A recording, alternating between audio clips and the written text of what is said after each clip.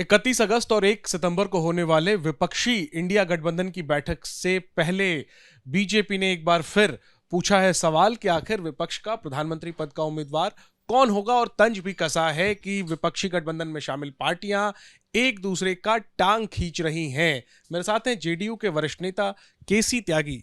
मुख्तार अब्बास नकवी कह रहे हैं सर कि सब लोग मिलकर सांप सीढ़ी का खेल खेल रहे हैं, एक दूसरे की टांग खींचने में लगे हैं, और सवाल यह भी पूछा है कि प्रधानमंत्री पद का चेहरा होगा कौन।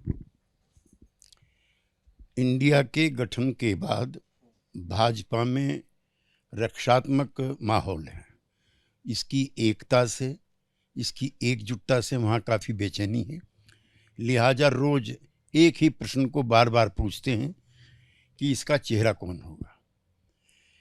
हम दर्जनों बार जवाब दे चुके हैं, आज फिर जवाब दे रहे हैं, यद्यपि कल फिर जवाब देना है कि इसका कोई चेहरा नहीं होगा। 140 करोड़ जनता इसका चेहरा है। इसका राजनीतिक कार्यक्रम जो अल्टरनेटिव पॉलिसीज़ हैं वो इसका चेहरा है। लिहाजा मैं चाहता हूं कि चेहरे की बहस आज के बाद बंद होनी चाहिए।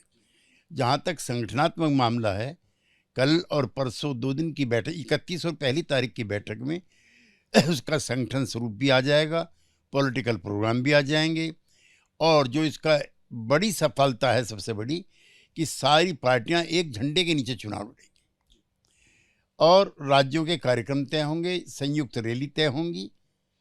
तो इसी से घबराहट है हमारे भाजपा के मित्रों को। ठीक है सर, कन्वीनर कौन होगा ये तो तय मुंबई में ही होगा, लेकिन क्या आपको जरूरत लगती है कि इंडिया गठबंधन का एक संयोजक हो? नहीं, हमारे अकेले के निर्णय से कोई चीज़ नहीं होती है।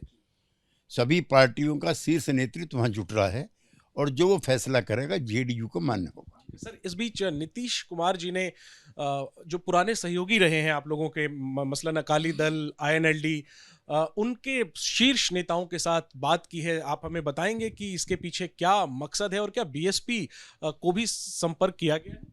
देखिए, अकाली दल और इनेलो हमारे गठबंधन के भी साथी रहे हैं और कभी हम लोगों ने इकट्ठे भी काम किया है।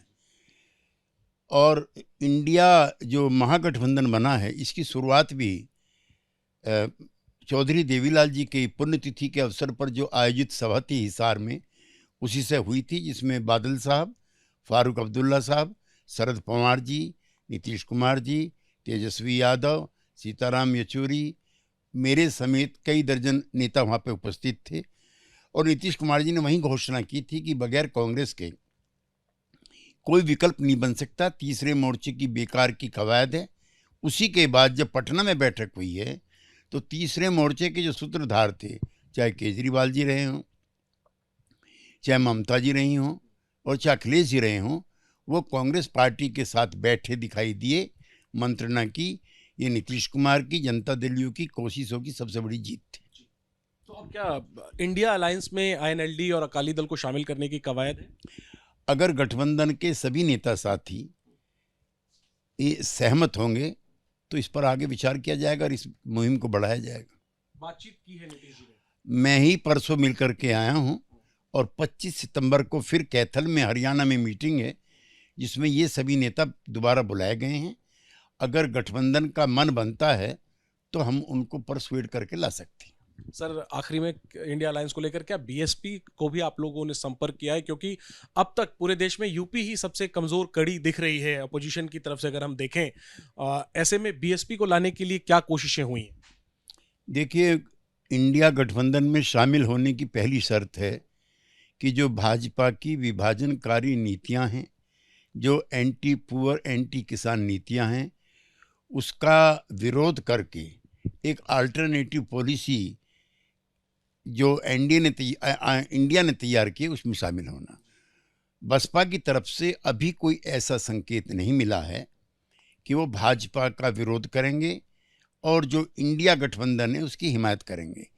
जब मायावती जी इस प्रकार का कोई मन बनाएंगी तो उनका स्वागत। लेकिन आप लोग चाहते हैं कि बीएसपी भी शामिल हो तो मजबूती। पहले चाहना उसको है, बसपा को, चूंकि बसपा अलग है गठबंधन से और निरंतर वो इंडिया पर भी प्रहार करती रही हैं, तो फिर इंडिया में कैसे आएंगी? ठीक है सर, सियासत के अलावा आखिरी सवाल मेरा आपसे।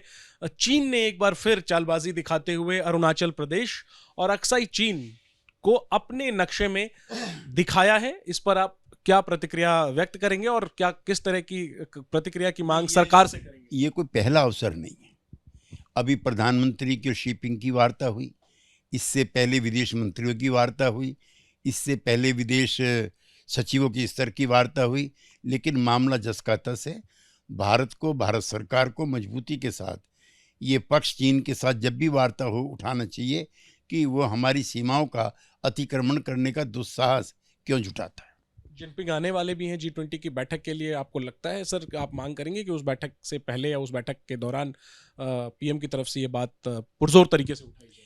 नहीं, मुझे नहीं लगता कि ये ऐसा अवसर होगा, लेकिन ये बात उठनी चाहिए उच्चतम स्तर से, ऐसा हम मानते हैं। शुक्रिया बात करने के लिए। तो केसी त्यागी ने, जहां एक तरफ इंडिया गठबंधन को लेकर के बीजेपी की तरफ से जो बार बार सवाल पूछा जा रहा है कि चेहरा कौन होगा, बड़ा बयान दिया है और ये कहा है कि सवाल चेहरे का नहीं है, चेहरा कोई एक नहीं होगा, चेहरा 140 करोड़ लोग होंगे और मुद्दों के आधार पर ये चुनाव लड़ा जाएगा। वहीं चीन के मसले पर केसी त्यागी को आपने साफ तौर पर सुना कि किस तरीके से उन्होंने कहा कि ये पहली दफा नहीं है और सरकार को इसे मजबूती से इस मुद्दे को उठाना चाहिए।